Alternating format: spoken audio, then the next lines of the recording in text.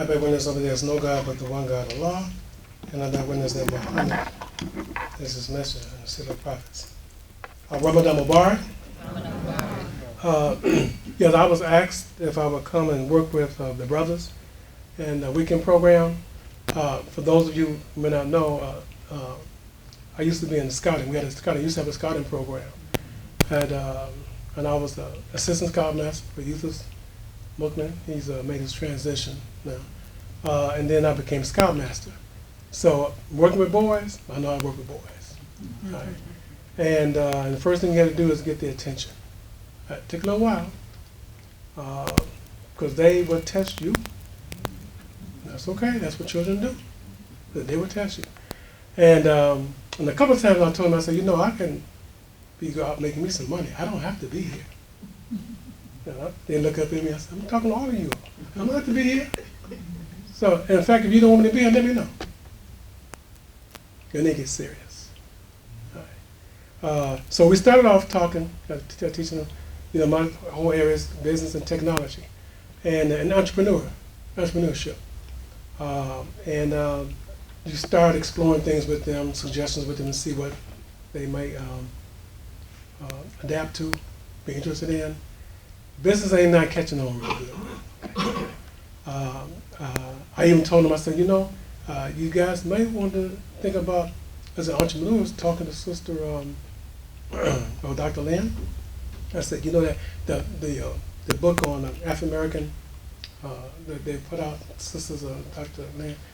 I said, you might want to talk with her about getting those books on consignment and maybe taking them to the commission and selling them. You know, what is consignment? So I explained to her what consignment was. You know, I said, now you got to talk to Dr. Lynn. I said, first thing, you are going to try to go to the convention and see. I didn't know you were trying to work on trying to get the children to the convention, and they said, well, we don't know. But one was interested. So you have to introduce the whole idea to the whole group. You know, one was interested. So he may decide to come and ask, can he set up a table booth? And in fact, Sister Robin told me that they have to write a business plan. You know, and they're going to have to pay, share a table. And they're going to have to pay for that table. You know, it's the business. You know, you have to teach them. If you're going to teach them, you have to teach them right. But I told them you don't have to always think that you have to create the item yourself. You can look and see around and see if that item is available and see what you can do to get them and sell them. So one may decide to contact the Sister Dr. Lamb. But the technology, they jumped on that. They love the technology. All right. So I introduced what I'm going to work on, begin working with them with is I brought my computers, and there's a software program called Excel. You know, Microsoft, and anybody need to work with any of the software. Microsoft Excel. What I want to do is introduce them, work with them with a product program that not only will because I asked them, how many of you have worked with this in school? Some of them are, you know, they have an age range. Some have been introduced, and it's easy for me to find out how much they retain, right, with Excel. But if you can master not just Excel, but the Microsoft Office products, Excel, Word, PowerPoint, and get certified, you know you can get a job. I'm talking about you can start a job and move up in your job just on being certified in Microsoft Office. Right? And the time to introduce it is now, when you're young. Right? And in my class, where I'm not imposing them like they would be in a classroom, and I take it slow as we go. But that's what I'm working with. So I asked them, I said, okay, well, we're going to make a budget. How many of y'all get allowance? An allowance? What's that? What's an allowance? I said, well, don't your parents give y'all something each? No, we don't get no allowance. I said, okay. Okay. I said, okay, well, you know, your home, it has to be run with money. You can't have a house. You can't live in your home without money. So we're going to come up with a sample budget. But I'm going to show you how you can manage your budget using Excel. Okay. And that's going to be our next project. I couldn't make this, and I teach and work with them every first Saturday. It's the Saturday before first Sunday. But this Saturday, this week I had to go down, and my grandson graduated from high school. and I had to go to Louisville, Kentucky. That's the only reason I missed. Okay, and I sit that Saturday out, specifically work with them from 2, 3:30 to 4. So inshallah, this next first Saturday, I'll be looking forward to working with them, and that's what we'll be working on. And then I'll try to generate any other interests that they have. But we're going to work with we'll work with Excel first. Then I'll probably go to PowerPoint because it's a lot of visual. It's not, it's the old. I don't think they probably even know anything about projecting an image up on the screen from a what do you used to call that?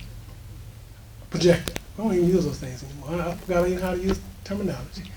But show them how to use PowerPoint. This is going to be good for them, not in terms of going out for business, but I'm talking in school, and also doing their own presentations because they're going to have to learn how to do this as students in school. All right, so that's the way I'm going to be working with it, and I encourage any of you who can bring your children up to the school, bring them up to the weekend program.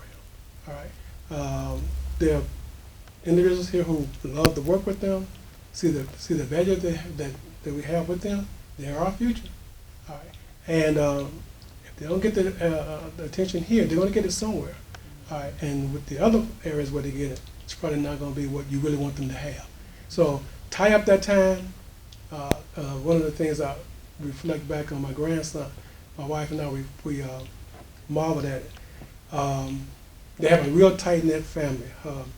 Their mom and their sisters, no one ever babysit for them. They always babysit for each other.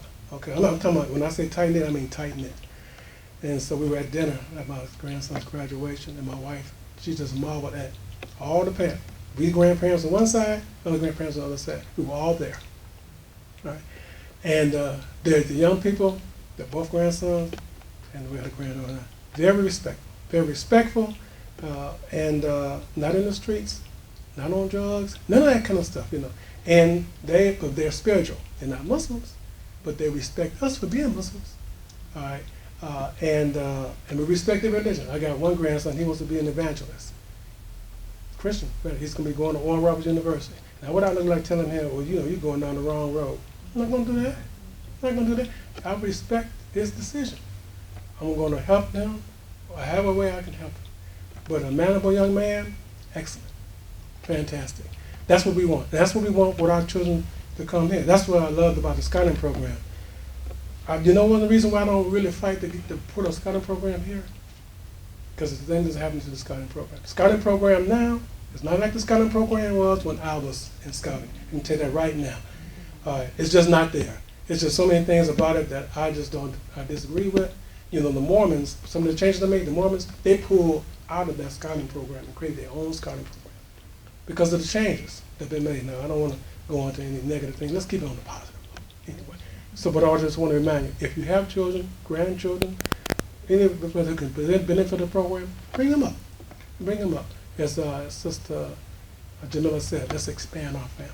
All right? Okay, that's it. Assalamu alaikum.